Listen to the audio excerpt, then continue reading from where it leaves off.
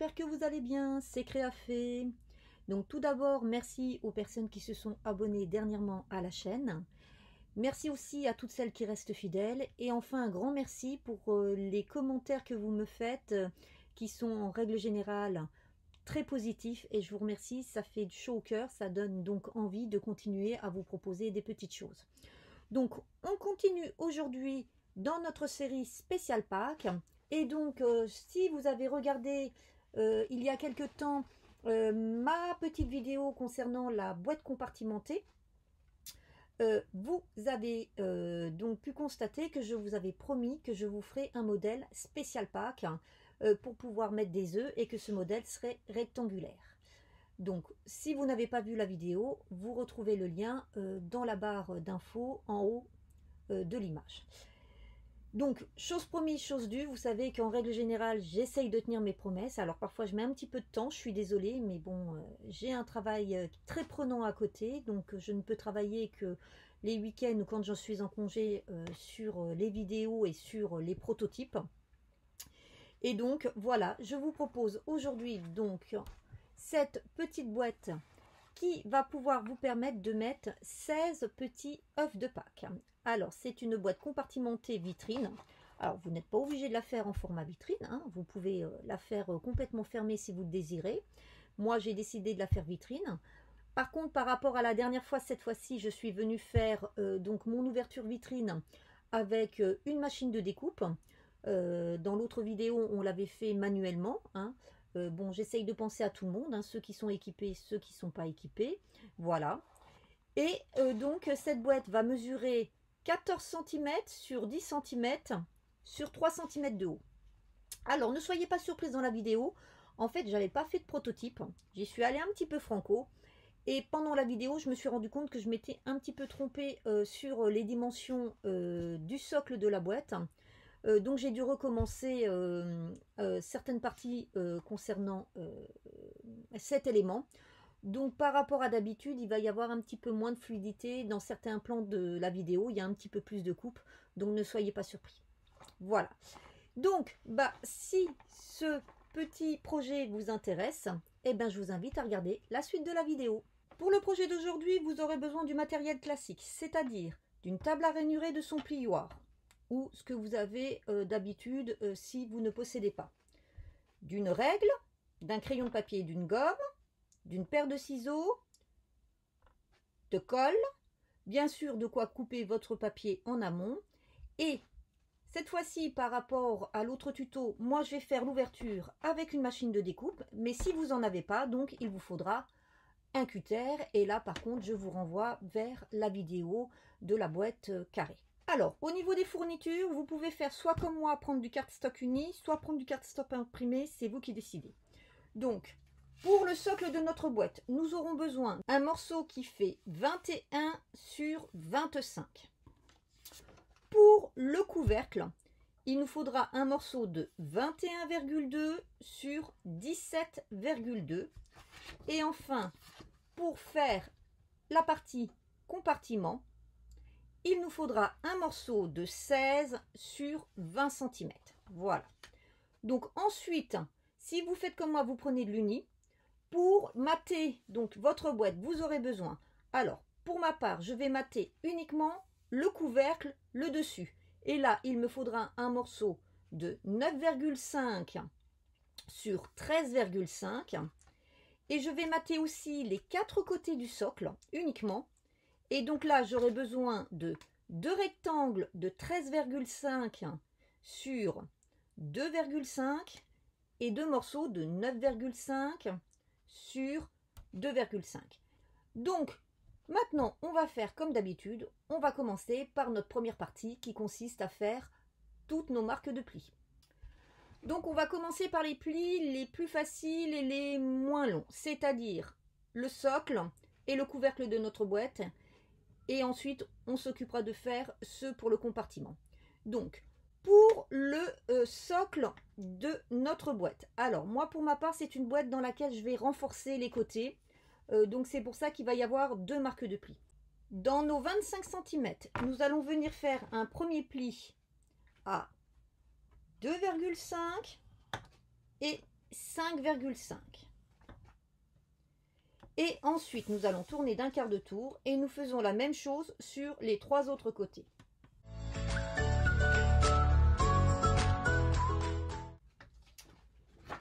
Donc voilà ce qu'on obtient.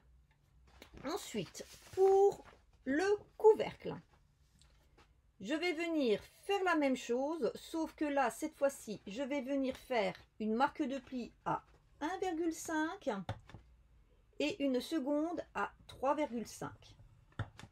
Et pareil, je refais la même chose sur les 3 autres côtés.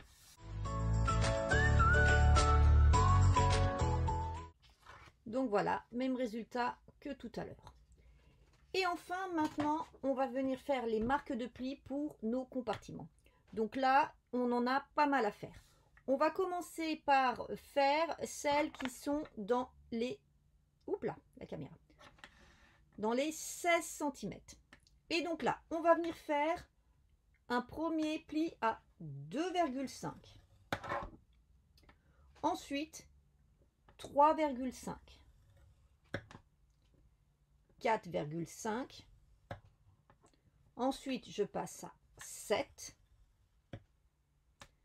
8, 9, 11,5,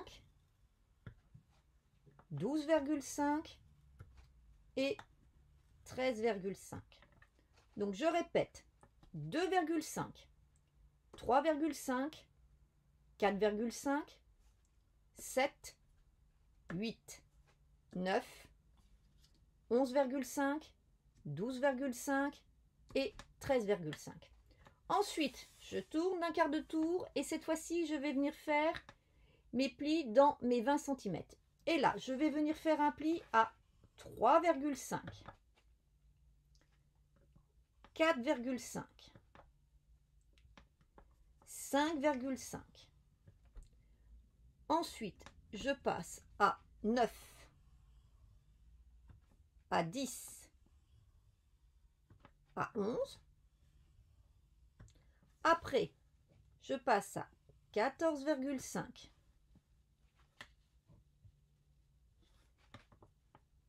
15,5, 16,5 et c'est tout. Et voilà. Donc, je ne sais pas si vous voyez bien, mais on obtient ce genre de quadrillage. N'ayez pas peur. Pour ceux qui n'ont pas vu la vidéo de la boîte à compartiments carrés, vous allez voir, c'est très simple, même s'il y a énormément de marques. Donc, maintenant que nous avons fini de faire nos marques de plis, nous allons donc tous les écraser.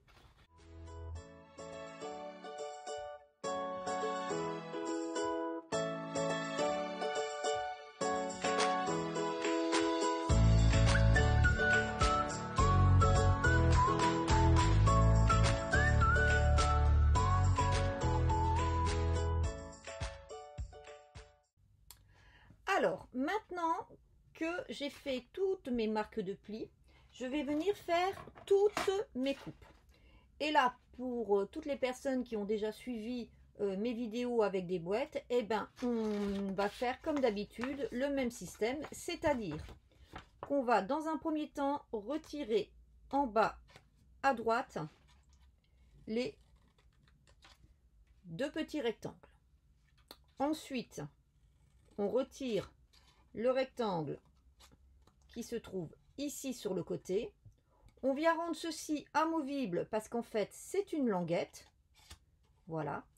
Et on finit par biaiser ici, ici et ici. Voici ce que l'on obtient. Et donc il nous suffit ensuite de tourner d'un quart de tour et de procéder à la même chose sur les 3 autres côtés. Pour le deuxième morceau, ça sera exactement pareil.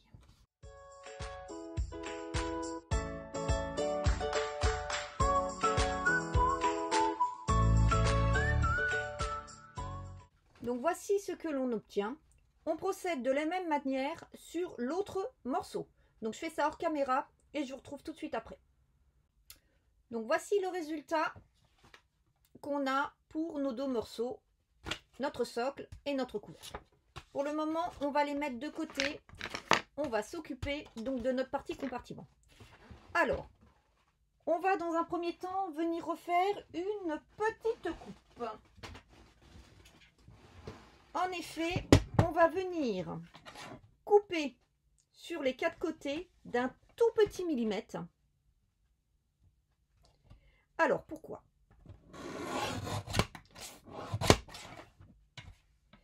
Parce que en fait, il faut que le compartiment soit un tout petit peu moins large que le socle.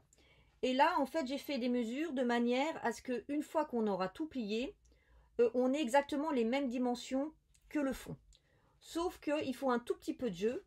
Et pour ma part, j'ai pas envie de m'embêter avec des mesures de 2,09, 3,04, tout ce genre de choses. Donc, je préfère venir recouper. Vous voyez, c'est vraiment tout petit. Un tout petit peu sur mes 4 côtés une fois que j'ai fait tous mes plis. Et de cette façon, voilà, mon socle, et ben il va pouvoir, mon compartiment, il va bien rentrer dans mon socle. Alors, maintenant, ça va être très simple. Comme vous pouvez le constater, nous avons des chevauchements de rayures où nous avons 4 petits carrés qui se retrouvent. Voilà.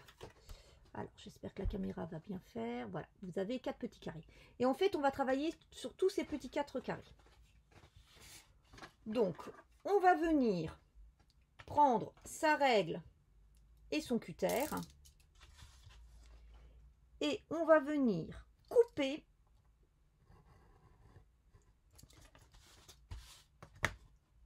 trois des côtés de ces 4 petits carrés.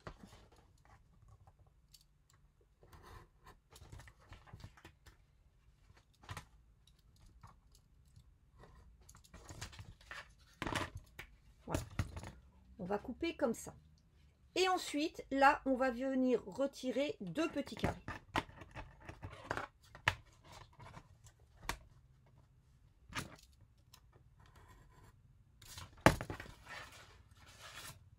Voilà ce qu'on obtient.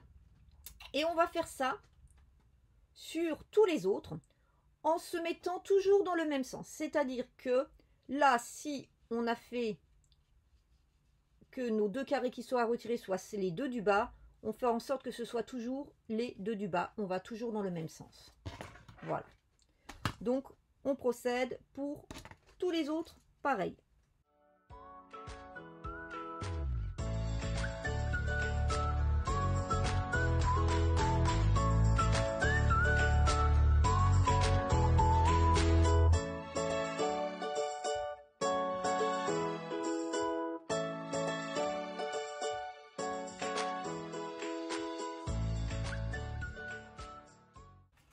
Donc voilà ce que l'on obtient. Donc maintenant, il ne reste plus qu'à procéder au collage de notre boîte.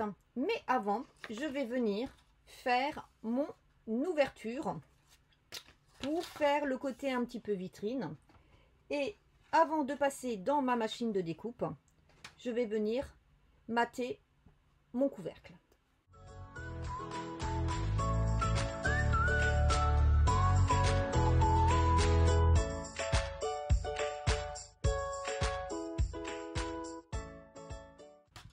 Comme je suis à plat, j'en profite aussi pour venir mater mes 4 côtés de ma boîte. Donc voilà, je suis venue faire mon ouverture avec ma machine de découpe et j'ai utilisé donc ce set de dies de chez Action. Donc j'ai oublié de vous dire au début de la vidéo, mais dans les fournitures, il vous faudra aussi un morceau de papier vitrine. Et donc, maintenant, il ne reste plus qu'à venir coller derrière. Voilà. Mon morceau.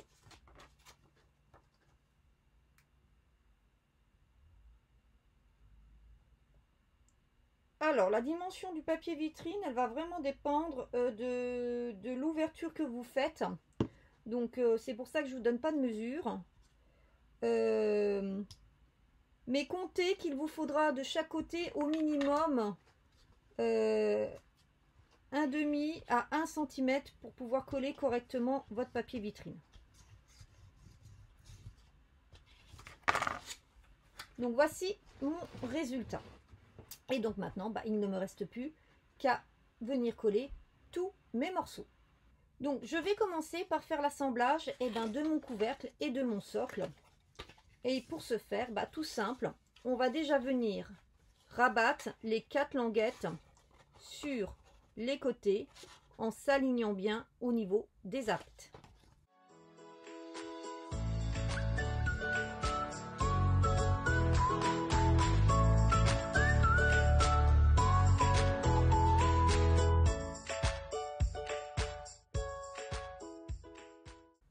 Donc voilà, maintenant on fait la même chose avec le couvercle, on s'occupera des rabats après.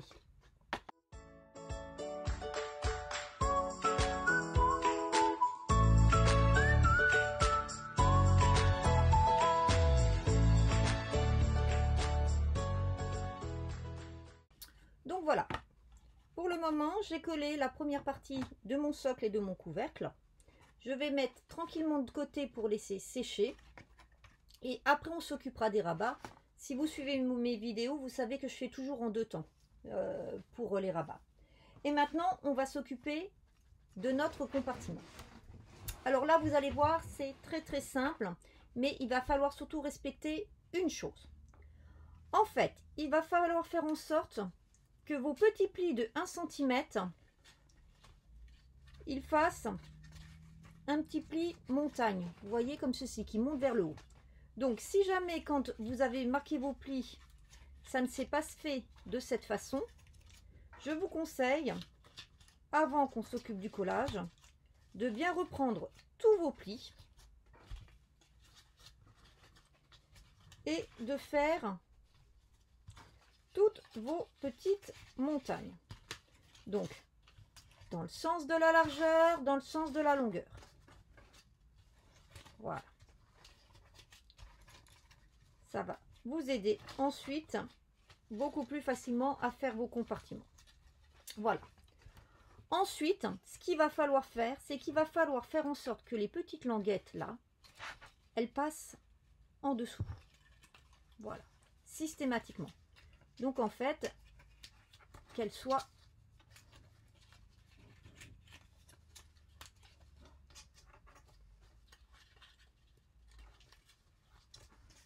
voilà. Et c'est là le plus embêtant parce que dès qu'on en fait une d'un côté, on a l'autre qui sort de l'autre côté. Voilà. Donc, on va venir coller nos languettes, donc celles qui remontent, ensemble par en dessous, et en faisant en sorte que ça soit bien en dessous.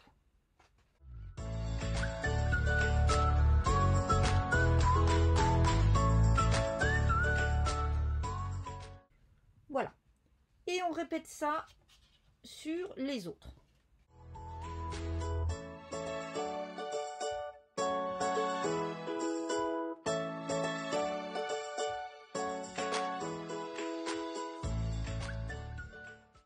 Voilà. Une fois qu'on a fait dans ce sens, il n'y a plus qu'à faire dans celui-ci. Et vous voyez, ça se fait tout seul. Alors, par contre, on attend que ce soit déjà bien sec à ce niveau pour ensuite coller de cette façon. Et vous voyez, mes casiers se font automatiquement.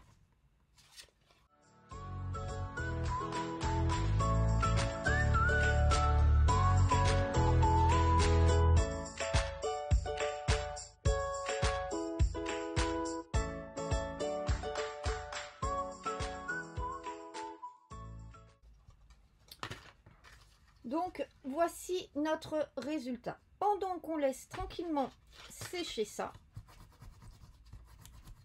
on va venir s'occuper des rabats de notre couvercle et de notre socle, puisque maintenant, ici, c'est sec. Donc, pour ce faire, comme d'habitude, on ramène un peu vers l'extérieur nos rabats pour pouvoir poser plus facilement notre colle et ensuite, on rabat.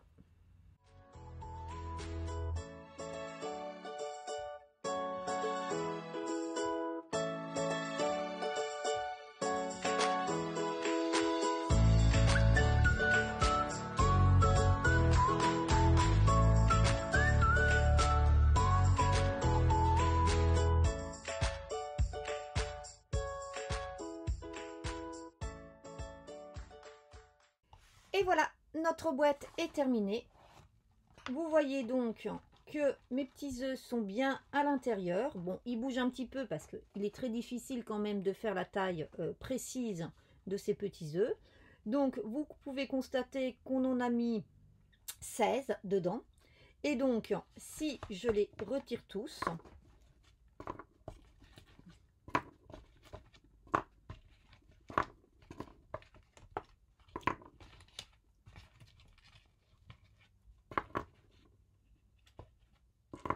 vous découvrez donc notre socle et comme vous pouvez le voir, il s'adapte parfaitement ainsi que le couvercle. Voilà.